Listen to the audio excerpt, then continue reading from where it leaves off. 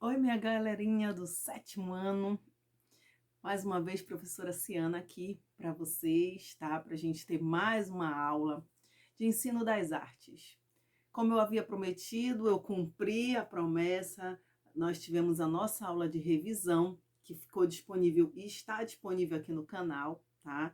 Só que hoje nós vamos dar início ao assunto da nossa segunda avaliação. Professora, já a segunda avaliação?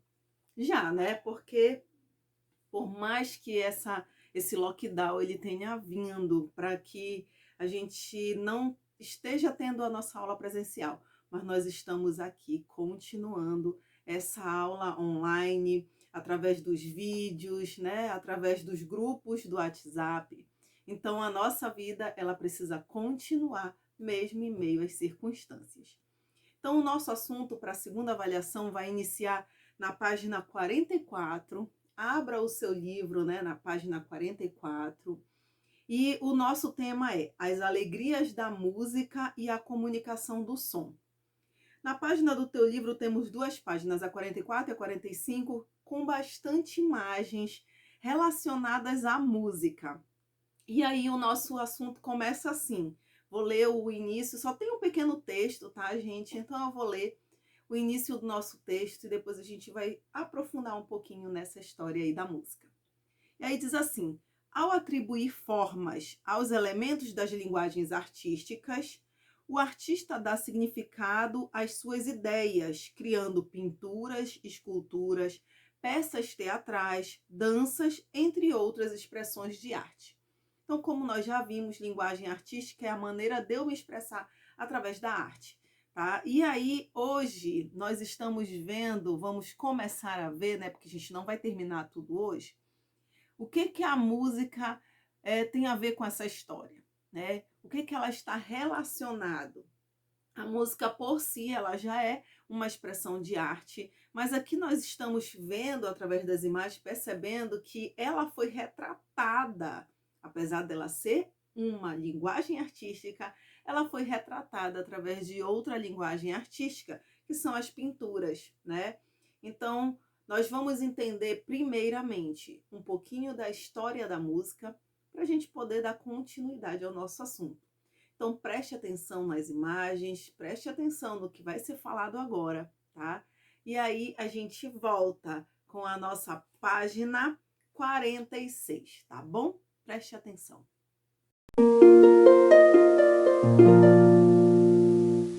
Ainda na pré-história, há mais de 50 mil anos, os seres humanos começaram a desenvolver ações sonoras baseadas na observação dos fenômenos da natureza.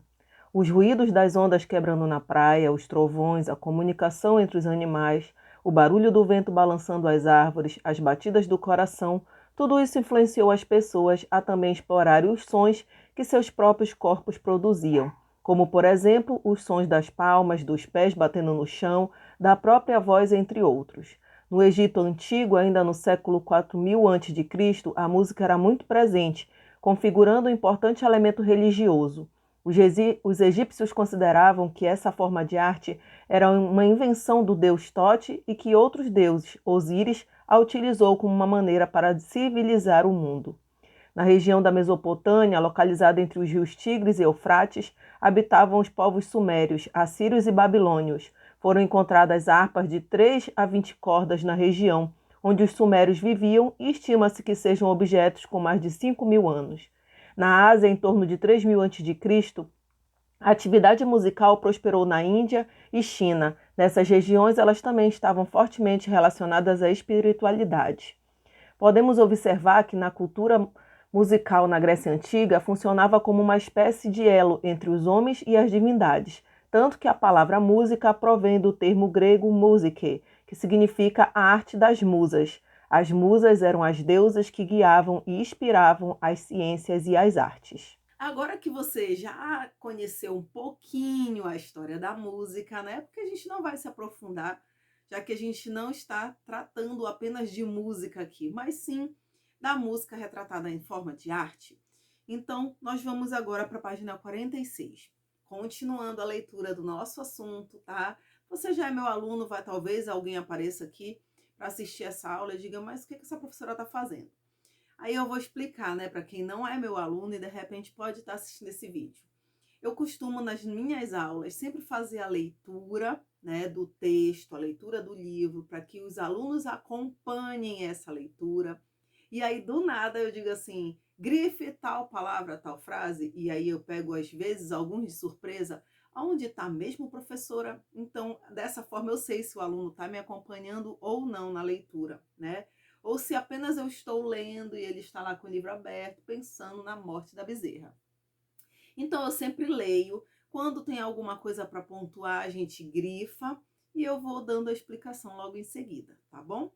Então, vamos continuar na página 46 e o nosso texto continua dizendo assim: combinando imaginação, conhecimento, experiência e inspiração, o artista representa sentimentos e pensamentos à sua maneira, com sua marca pessoal, personalidade e originalidade.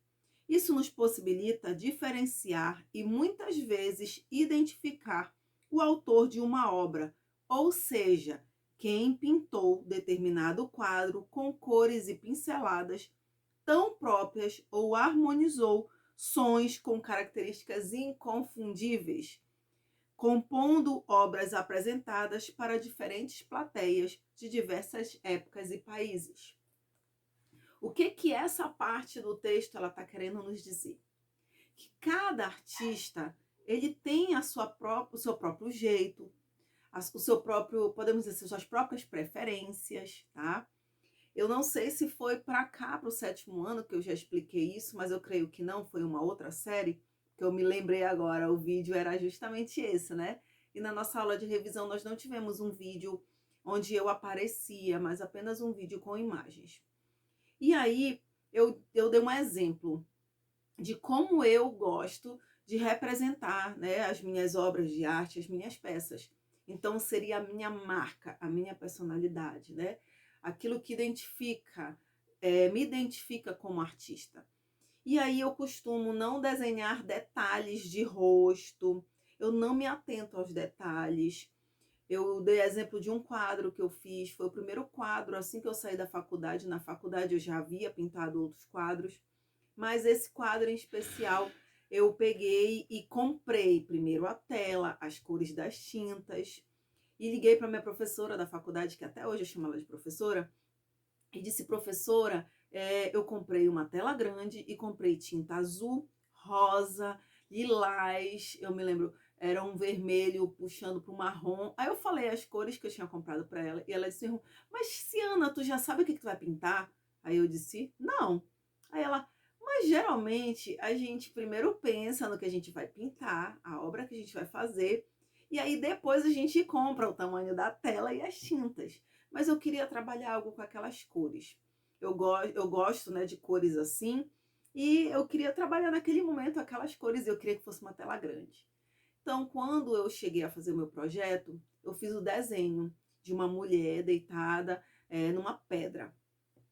E aí depois eu pensei muito, né?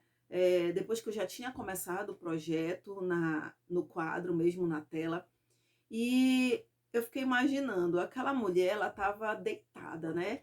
Ela estava esperando, como se ela estivesse esperando alguma coisa, e esse foi o nome que eu dei ao meu quadro. Tá? A gente vai aprendendo que quando se dá o nome é porque tem alguma coisa, tem uma intenção por trás disso. Ninguém joga tinta como a gente imagina. É um quadro onde o fulano jogou tinta. Ninguém joga tinta à toa, ninguém pinta ou faz qualquer obra à toa. Sempre tem um porquê por detrás disso. E aí eu desenhei essa mulher deitada na pedra e faltava algo, porque eu queria que esse nome fosse A Espera, né? E aí eu fiquei imaginando, quem é que espera? Qual a melhor forma de eu representar alguém que espera? Aí eu me lembrei da mulher grávida, que quando ela tá grávida, todo mundo diz assim, ela tá esperando o bebê, né? E uma hora o filho vai nascer. Aí eu desenhei a mulher, eu já tinha feito ela, só que ela não estava grávida, então eu refiz o meu desenho e fiz essa mulher grávida deitada na beira, numa pedra, como se ela estivesse na beira de um rio, alguma coisa parecida. E aí eu tinha as tintas rosa, eu tinha azul, e aí eu fiz o cabelo dela azul. Azul com detalhes como se fossem águas, né? Como se fosse a água do rio correndo. Fiz a mulher rosa, porque eu queria que qualquer mulher que se olhasse naquele quadro pudesse se identificar. Então, se eu fizesse uma cor, tipo, eu vou fazer a cor mais clara, é uma mulher mais branca. Se eu fosse fazer uma cor mais puxada para o marrom, é uma mulher negra. Então, eu não queria que fosse assim, que fosse dessa forma. Eu queria que qualquer mulher pudesse se identificar ali. Porque, de fato, não tem mulher rosa, né? Não natural. A não ser que a gente se pinte. E o cabelo dela imitando o rio, como se fossem as águas passando, porque quando a gente espera alguma coisa, por mais que você esteja esperando algo, o tempo passa, né? Uma mulher que está grávida esperando o bebê, mas não para o tempo, continua passando, os meses vão passando.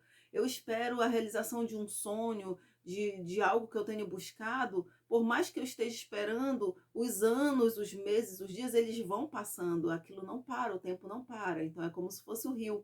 Enquanto se espera, o rio continua passando. E eu não fiz detalhes de rosto nessa mulher. De olho eu não fiz olho, boca, nada disso. Eu apenas deixei uma sugestão de que teria isso no rosto, para que também qualquer pessoa pudesse se identificar. Se eu fizesse uma boca mais larga, mais carnuda, ia dizer que era tal mulher.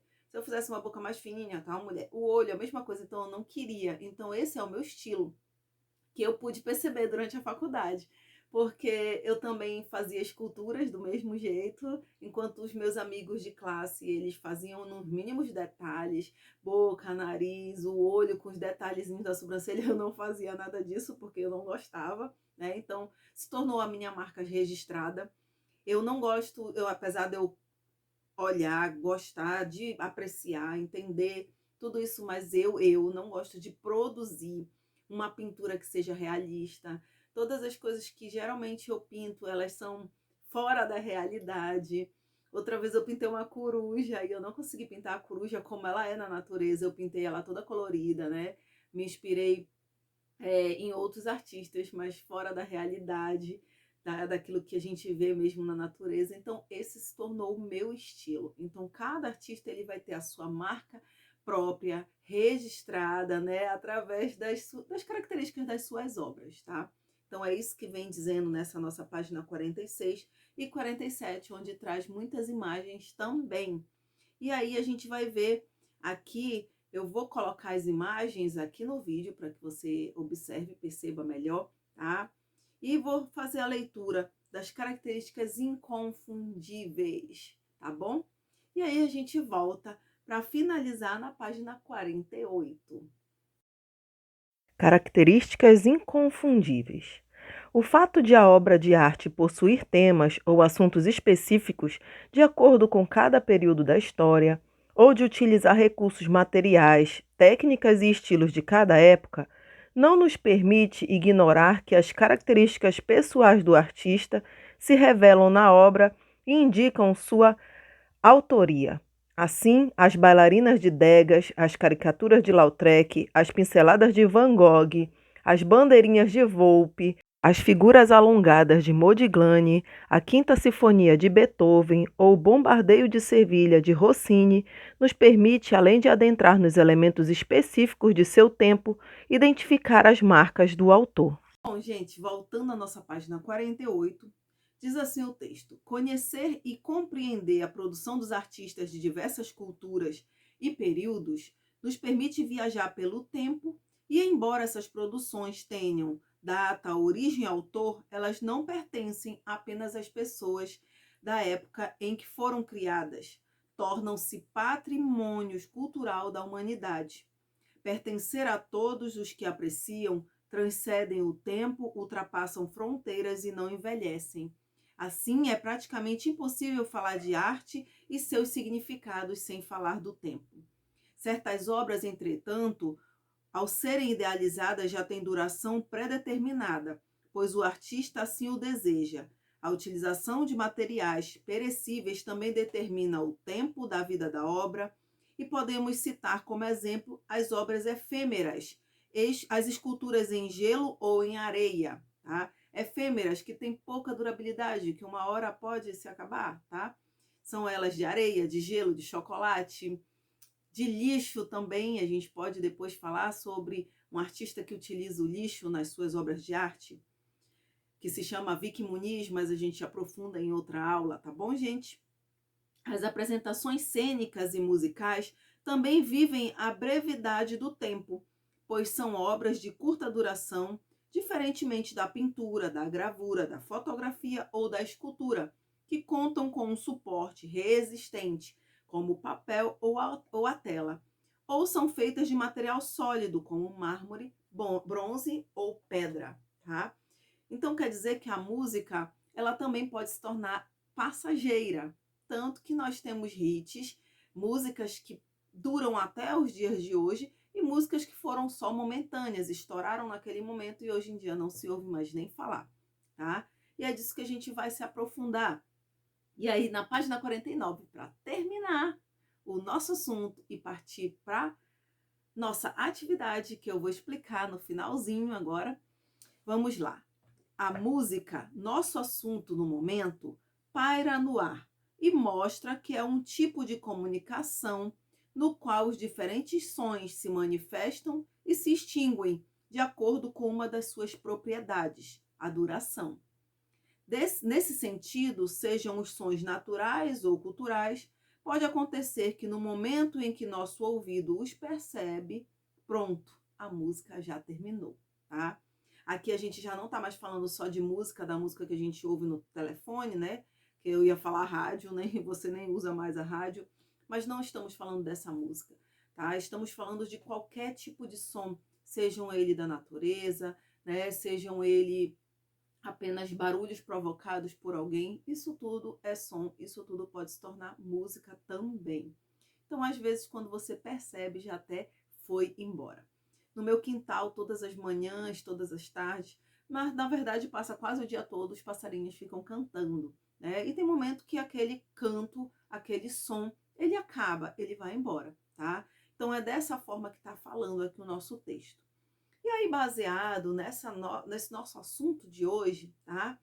Nós vamos realizar a atividade 8, que eu vou explicar agora para você. Então, preste atenção em tudo que vai ser falado, em tudo que vai ser explicado. Não esqueça de deixar o seu nome nos comentários do vídeo, que está valendo a sua presença. Eu dou sempre um ok, eu dou sempre um coraçãozinho lá no seu nome para dizer, ei, eu já olhei que você está aqui. Então, não esqueça, assista essa aula e deixe o seu nome, tá? No comentário dos vídeos. Dúvidas quanto à atividade, quanto à entrega das atividades, a gente vai tirar sempre nos horários das aulas, no horário que eu estou disponível para vocês. Vocês podem enviar atividade no PV, tirar as dúvidas também, tá? A professora está aqui à disposição, lembrando sempre do nosso horário, tá bom? Então, procurem respeitar o horário, procurem obedecer às normas que foram colocadas de acordo com a nossa direção e tenham uma boa semana. Ainda temos mais aulas por aí, né? Porque hoje a semana está só começando. Que você possa aprender, né? Sempre aprender cada vez mais sobre tudo que te cerca, sobre tudo que está à tua volta. A arte, ela tem esse papel importante na nossa vida, não esqueça disso. Professora Ciana que sempre fala que a arte, ela não é apenas desenhar e pintar, mas ela te ajuda a abrir a mente para outras coisas que estão à tua volta, te ajuda a criar soluções usando a nossa criatividade, tá bom? Eu espero vocês na próxima aula. Se não for presencial, a gente se encontra novamente aqui no canal. Tá bom, gente? Beijos e até a próxima aula. Atividade 8 da página 49. Nessa atividade, você vai fechar os olhos, fazer silêncio e prestar atenção aos sons produzidos à sua volta. Depois, você vai identificar se os sons são naturais ou culturais. Associe-os a quem produz ou emite. Agora, abra os olhos e registre por escrito qual a forma que vocês o perceberam, classificando-o em 2 colunas.